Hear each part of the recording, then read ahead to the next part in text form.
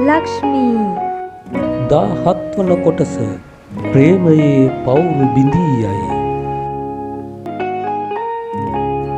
කොහොමද ඔබ ඒක කළේ? සංජිදා රදින හුන්තැනින් වේදිකාවේ කෙළවරට පැමිණ විමසුවාය. මෙතෙක් සිංහාසනය මත රැඳුණු ඇයගේ රන්වන් දිගු කෙස් කලඹ ඇගේ පසුපසින් පැමිණියේ ධනහිසට මදක් පහතින් රන්වන් දිය ඇල්ලක් කඩා හැලෙන්නාසේ කැලුම් දෙමිනි. මේවා ඔක්කොම මුගේ ප්‍රෝඩාවල්. මුෂ්ටෝ සිටියේ අසීමිත කෝපයකිනි.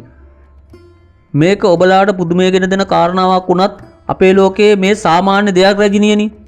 ඔබේ ලෝකයේ ඒ කිව්වේ ඔබ මේ ලෝකයේ කෙනෙක් නෙවෙයිද? නෑ රජිනියනි. මම සහ මගේ මිත්‍රයා පැමිණියේ අහසේ ඈත තියෙන ලෝකයක ඉඳලා විශාල යානාවකින්. ඒ පාර මේක වෙන ලෝකයක ඉඳලා ආවේ. අයිතෝ එදා කිව්ව නේද ගෝත්‍රිකයන්ගේ රටට එහායින් තියෙන රටක ඉඳලා ආවේ කියලා. එදා ඔබලා හිටියේ මං කියන දේවල් විශ්වාස කරන තත්ත්වයක නෙමෙයි. මම එදා ඇත්ත කිව්වා නම් මාව ඔබලාට විහිළුකාරයෙක් වෙන එක විතරයි සිද්ධ වෙන්නේ. ඔබලා මගේ දුරකථනයේ යාළුවා කතා කරන අය පැවසුවාමවත් විශ්වාස කළේ නෑනේ. අනේ මට මදකට සමා වෙන රජිනියනි. මට ඊටාම ඉක්මනින් මගේ මිත්‍රයාට කතා කරන්න ඕන. ඔහු බය වෙලා ඇති මට වෙච්ච දෙයක් දැනගන්න විදියක් නැතුව. හොඳයි කතා කරන්න. ඒත් ඔබ ඒක කොහොම කරනවද කියන්න මම දන්නේ නෑ. ඔබට නොපෙනෙන මිත්‍රයාට ඔබ කොහොමද මෙතන ඉඳන් කතා කරන්නේ? මේකෙන් යයි පවසමින් ඔහු ජේම්ස්ට ඇමතුමක් ලබා ගත්තේ. අවාසනාවකට ඔහුගේ දුරකථනයේ ක්‍රියාවිරහිත වී තිබිණි.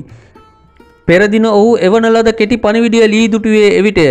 තමා ඔහුට කීපවරක්ම ඇමතුම් ගත්තත් ප්‍රතිචාරයක් නොලැබුණු නිසා හැකි ඉක්මනින් ඇමතුමක් ගන්නා ලෙස එහි සටහන් කර තිබිණි. ඔහු බලාපොරොත්තු සුන්නූ මූණින් යුතුව දුරකථනයේ සාක්කුවට දමා ගත්තේය. ඇයි මොකද්ද ප්‍රශ්නය? රජිනිය ඔහුගේ බලාපොරොත්තු සුන්නූ මූණ දෙස බලමින් විමසුවාය. ඔහුගේ දුරකථනය වැඩ කරන්නේ නැහැ. ඔහුට මොකක් හරි කරදරයක් වෙලාද දන්නේ නැහැ. ඉතින් කියන්න ඔබ අපේ ලෝකයට ආවේ ඇයි? කොහේද ඔබේ ඔය යාළුවා ඉන්නේ? මෙහිදී ලී තමා පිළිබඳ කෙටි විස්තරයක් රජිනියට පැවසුවේය. ඒ කියන්නේ ඔබ අහසේ පියාසර කරන යානයකින් මේ ලෝකෙට ආවා. අංගාරා දේවමෑණියනි මට නම් ඒක අදහා ගන්නවත් බෑ. ඇය විමතියෙන් විශාල කරගත් දෙනෙතින් යුක්තව පැවසුවාය. පුදුමියනි ඔබතුමිය මේ බොරුකාරයාගේ සුරංගනා කතා වලට රැවටිලා. මුෂ්ටෝ ඔබ මීට වඩා මිනිස්සුන්ට වැදගත් විදියට කතා කළ යුතුයි. ඔහු වීරයෙක්. තමන් සමග ගිය පිරිස තම සේනාව අසරණ කරමින් පලා ඇද්දී ඔහු තමාව සිරකරුවෙක් ලෙස රැගෙන ගිය මිනිසාව තමාගේ ජීවිතය කැප කරමින් ගලවා ගත්තා. අපේ රටේ කිසිවෙක් ඔහුගේ වීරකමක් කරලා තිබෙනවද? ඔහු කරපු කැපකිරීම කරලා තිබෙනවද? මින් ඉදිරියට ඔහුට අනවශ්‍ය පරිදි අපහාස සිදුවන අයුරින් කතා නොකිරීමට ඔබ වග බලාගත යුතුයි. රජිනිය මදක් කෝපයෙන් මුෂ්ටෝට අනකලාය. හොඳයි ලී මට තේරෙනවා. දැන් ඔබටත් සෝරෝටත් විවේකය අවශ්‍යයි. එහෙනම් අපි පසුව වැඩි විස්තර කතා කරමු. සෝරෝ ඔහුගේ නවාතැන් පහසුකම් එහෙම කොහමද? රජිනියනි ඔහුට මාත් සමග මගේ නිවසේ රාත්‍රිය ගත කරන්න පුළුවන්. හොඳයි ලී. එහෙනම් ඔබ සෝරෝ සමග ඔහුගේ නිවසට ගොස් එහි විවේක ගන්න. නැවත අපි හෙට උදේ මුණ ගැසෙමු. එසේනම් ඔබලාට අවසරයි. සෝරෝ සහ ලී රජිනියට ආචාර කොට පිටව ගියෝය. උතුමියනි මට නම් භයානක අනතුරක ඉවක් දැනෙනවා. මෝ මහා භයානක මිනිහෙක් වගේ මට පේන්නේ. අපි ඔහුගෙන් ප්‍රවේශම් විය යුතුයි. ඔවුන් පිටව ගිය පසුව මුෂ්ටෝ රජිනියට පැවසුවේය. මට නම් මේම පෙනෙන්නේ නෑ. මට පෙනෙන්නේ ඔහු ගරුකොළ යුතු හොඳ මිනිහෙක් වගේ. ඔබතුමිය තාමත් වයසින් මූකුරා ගිහින් නෑ. ඒ නිසා ඔබතුමියට තවම මේවා ගැන හරියට දැනුමක් නෑ. ඔය වගේ භයානක මිනිස්සු හොඳ මූණ පෙන්නලා තමයි රඟපාන්නේ. ඒවා තේරුම් ගන්න ඔබතුමියට අත්දැකීම් මදි. ඔහුගේ සැබෑ ස්වරූපය දැනගන්නා විට සමහර විට අපි බොහොම ප්‍රමාද වෙන්න පුළුවන්. මම නම් කියන්නේ ඔහු අත්අඩංගුවට අරන් වද දීලා හරි ඔහුගෙන් ඇත්ත දැනගත යුතුයි.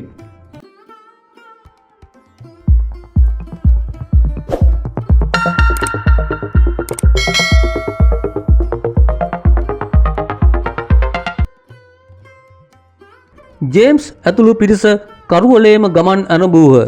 තමාගේ දුරකථනයේ ඇති විදුලි පන්දම් ආලෝකය මේ වෙලාවේ ප්‍රයෝජනයට ගත හැකි බව ජේම්ස්ට හදිසියේම සිහිවිය. ඔහු වහා සාක්කුවට අත දැම්මේය. එහෙත් දුරකථනයේ එහි නොතිබිණි. ඔහු අනෙක් සාක්කුද පරීක්ෂා කර බැලුවේය. එහෙත් දුරකථනයේ නොතිබුණේය. එය කොහේ හෝ වැටී ඇත. සමහර විට තමාව කකුලෙන් ඇදගෙන යද්දී අතරමඟ කොහේ හෝ වැටෙන්නට ඇත. එනම් ජේම්ස්ට මරු පහරකි. දැන් කෙසේවත් ලීව සම්බන්ධ කර ගැනීමට හැකියාවක් නොලැබුණු ඇත. ජේම්ස් සහ සකෝ ගමන් කළේ ඉතා අපහසුයෙන් කොරගසිමිනි. ඔවුන් එම සත්වයින් සමග පොරබදද්දී උන් දරුණු ලෙස ඔවුන්ගේ අතපය සපා කෑම නිසා ඇති වූ තුවාල ඔවුන් ඇවිදිද්දී දැඩි ලෙස වේදනාගෙන දුන්නේය. ජේම්ස්ගේ පාදවලට බූට්ස් දමා තිබුණද පාවාන් රහිත සකෝගේ පාද කරුවලේ ගල් මුල් වල හැපීමෙන් ඇති වූ තුවාලද ඔහුට වේදනාගෙන දුන්නේය. එහෙත් මුලදීම නෙලීකාට සිහිය නැති වූ නිසා සත්වයින් ඇයව වැඩිපුර සපා කා තිබුණේ නැත. ඒ නිසා ඇය පමණක් මදක් පහසුවෙන් ගමන් කළාය. මෙසේ පැයක පමණ කාලයක් සතුන් ගමන් කිරීම නිසා සෑදුණු මංකඩක් දිගේ ගමන් කරද්දී ඔවුනට ගල් ගුහාවක් දක්නට ලැබුණෙන් ඉක්මනින්ම ඔවුහු ඒ වෙතට ගමන් කළ. අප්පා අපි මේ ඇවිත් තියෙන්නේ හවස අපි හිටපු ගල් ගුහාවටමනේ. ජේම්ස් විමතියෙන් සහ පීතියෙන් යුතුව කෑගසුවේය. එදින ඔවුන් නැවතීම සඳහා සූදානම් කරන ලද ගල් ගුහාවම නැවත හමුවීම ඔවුන්ගේ භාග්‍යයක් ලෙස ඔවුන් සැලකුව. මේ වන විට හොඳටම තුවාල වී හෙම්බත් වී සිටි ඔවුනට ඒ වචනයෙන් විස්තර කළ නොහැකි භාග්‍යයක්ම විය. නැතිනම් දරුණු තුවාල සහිතව වැස්සේ තෙමි හෙම්බත් වී සිටින අතරේ ගුහාවද පිරිසුදු කොට රාත්‍රිය ගත කිරීමට සුදුසු අයුරින් සකස් කර ගැනීමට සිදු වූවා නම් සත්‍ය වශයෙන්ම එය සෑහෙන අපහසු කාර්යයකි. ඔවුන් සවස එකතු කරන ලද වියලි දර කැබිලි ගුහාව තුල නොතෙමී තිබුණු නිසා ඔවුනට ගිනිමලයක් ගසා ගැනීමට හැකිවනු ඇත. නැතිනම් රාත්‍රියේ අන්ධකාරයේ මහවැස්සේ ගුහාවට වී සිටිනා විට අර සත්වයින් නැවත පැමිණියොත් ඇතිවන භයානක තත්ත්වය වචනයෙන් විස්තර කිරීමට අපහසු බව ඔවුනට වැටහිණි. ජේම්ස් වහාම ලයිටරය දැල්වා ගුහාව පරීක්ෂා කොට සකෝගේ විදුලි පන්දම සොයා දැල්වීය. ගුහාවට ඇතුළු වූ සැනින් සකෝ බ්ලැන්කට් එක එලාගෙන බිම වැතිර ගත්තේ මොහොතකින් ගොරවමින් නිදියන්නට වූයේ මේ වෙලාවේ ඔහු නිින්ද වෙනුවෙන් තම ජීවිතය පවා කැපකිරීමට සූදානම් බවක් හඟවමිනි. නෙලීකාට පසකින් හිඳගන්නට යයි පැවසූ ජේම්ස් අමාරුවෙන් ඔවුන් සවස සූදානම් කර තිබූ විශාල ගල ගුහාකට හරහා දමා තව කුඩා ගල් කීපයක්ද සිර කර ඇතුළතින් ගුහාව හොඳින් ආවරණය කරගත්තේය. ඉන්පසු ගුහාවේ තිබූ වියලි දර කැබිලි එකතු කර ගිනිමලයක් සකසා ගත්තේය. මෙතෙක් සීතලයේ ගෑමින් ගුලි වී සිටි නෙලීකා සැනින් ඒ අසලට විත් හිඳගත්තාය. ජේම්ස් ඇය දෙස බැලුවේය. ඇය තවමත් සීතලෙන් වෙවුලයි. ඇයගේ ඇඳුම් තනින් තන ඉරී ගොස් ඇත. අර නිසාචර යක්ෂයින් ඇයවත් බිම දිගේ ඇදගෙන ගොස් ඇති බවට කිසිම සැකයක් නැත. ජේම්ස් තමා දෙස බලා සිටින අයුරු නෙලීකා දුටුවාය. ඇයටද ඉබේම තමා දෙස බැලුනි. ඇයගේ ඇඳුම් ඉරී ගොස් ඇති බව ඇයටද වැටහුණේ එවිටය. මෙතෙක් වෙලා කරුවලේ සිටි නිසා ඒ ගැන වැටහීමක් නැතිවද ගිනිමැලේ ආලෝකය නිසා දැන් එය හොඳ හැටි පෙනේ. ඇයට ලැජ්ජා සිටිනි. ඇය වහා සිටිතැනින් නැගිට ගුහාව කෙළවර අඳුරු මුල්ලට ගොස් හිඳගත්තාය. ජේම්ස් සෙමෙන් සිය කබාය ගලවා ඇය වෙත ගොස් ඇයට එය පිරිනමා මේක ඇඳගෙන ගිනිමලේ ළඟට එන්න යයි පැවසීය. ඔබටත් සීතලයි නේද? කමක් නෑ, මට මෙහෙම ඉන්න පුළුවන්. බැනියම තියෙනවනේ. ඇයට මේ තවදුරටත් දරාගත නොහැක. ඔහු කෙතරම් ඇය වෙනුවෙන් කැපවන්නේද? ඇයට තවදුරටත් ඇයව පාලනය කරගත නොහැකි විය. ඇය ඔහුගේ පපුවට සිය හිස තද කරගත්තේ ඉකි ගසමින් හඬන්නට වූවාය. ජේම්ස් මෘදු ලෙස ඇයගේ හිස පිරිමදිමින් ඇයට හැකිතරම් හඬන්නට ඇතිතරම් හඬා හිත සෑල්ලු කරගන්නට ඉඩ හැරියේය. කුමක් වුවත් ඇය රජසැප විඳි කෙල්ලෙකි. නිවසේ සුරතලයට හැදුණු කුඩා කෙල්ලෙකි. පසුගිය දින කිහිපයේම ඇය කෙතරම් දුක් විඳාද? ඒත් කිසිම මොහොතක මැසිවිල්ලක්වත් නැගුවේ ඇය නොවේ. ඒත් අදර ඇයට මුහුණ දීමට සිදු වූයේ මොනතරම් භයානක අත්දැකීමකටද? ඇගේ වයසේ කෙල්ලෙකුට ඔරොත්තු නොදෙන තරමේ භයානක අත්දැකීමකටය. ඒ නිසා ඇයට ඇතිතරම් හඬා ලය සැහැල්ලු කර ගැනීමට ඉඩ දිය යුතුයයි ජේම්ස් සිතුවේය. ඔහුගේ හදවතේ ඇය පිළිබඳව ගැඹුරු ප්‍රේමයක් ඇති බව දැන් ඔහුට පැහැදිලිය. ඒ කිසි ලෙසකින් වෙනස් නොවන ගැඹුරු ප්‍රේමයකි. ඔහු සෙමෙන් ඊතා මෘදු ලෙස ඇගේ නිකටින් අල්ලා ඇගේ නළලත සිපගත්තේය. දැන් ඉතින් ඔය අඬුව මැද ඕක ඇඳගන්න. ඇය සෙමෙන් ඔහුගේ කබාය ඇඳගත්තාය. ඉන්පසු ජේම්ස් දෙස බලා සිනහාවක් නැගුවාය. නැවතත් ඔහුගේ පුළුල් පපුවට සිය හිස ඔබා ගත්තාය. මම ඔබට ආදරේ ජේම්ස්. මගේ පණටත් වැඩිය ආදරේ. යයි සිහින් හඬින් විමුණුවාය. මම දන්නවා. මම නොදියුණු වනචාරී කෙල්ලෙක් විදියට ඔයාට පේනවා ඇති. ඒ නිසාම ඔයාට මට ආදරය කරන්න බැරිව ඇති.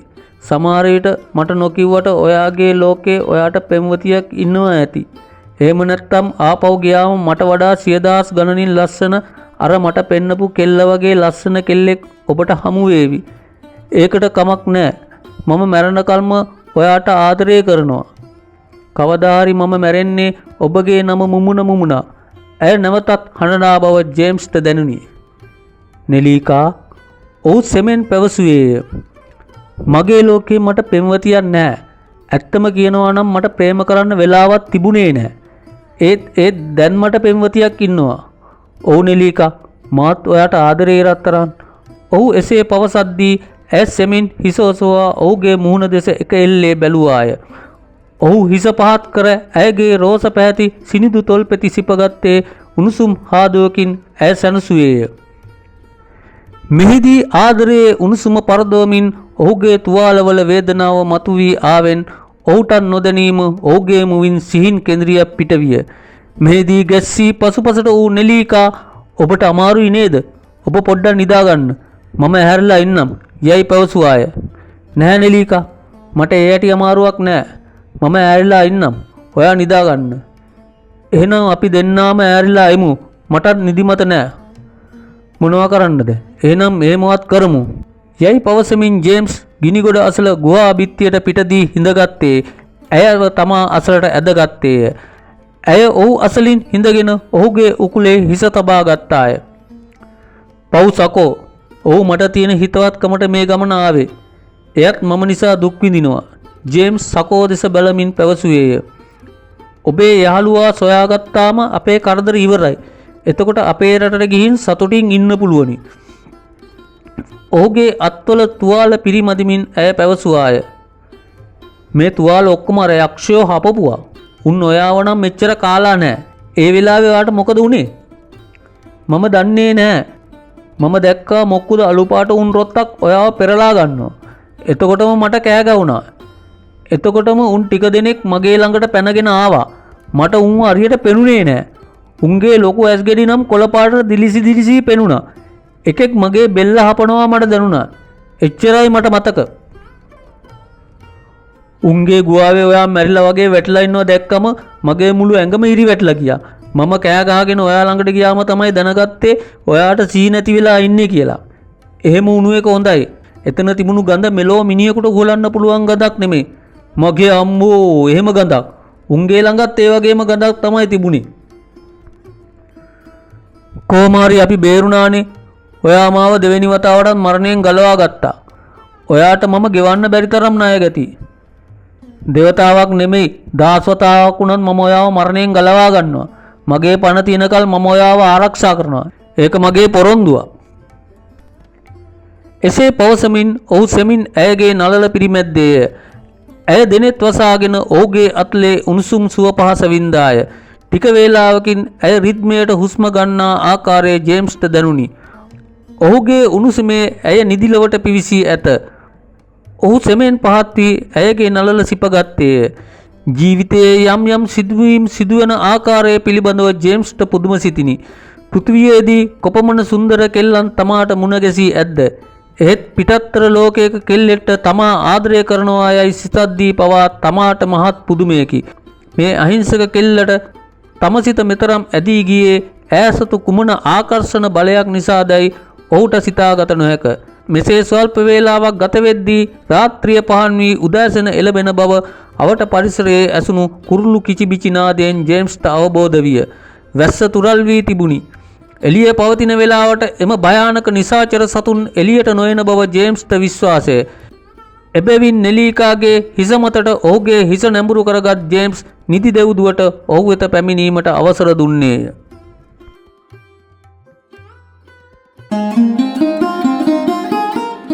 රැඳී සිටියාට ස්තුතියි. කතාව රසවත් නම් මිතුරන් අතර ෂෙයා කරන්න. මේ කතාව පිළිබඳව ඔයාලගේ වටිනා අදහස් පහලින් කමෙන්ට් කරන්න.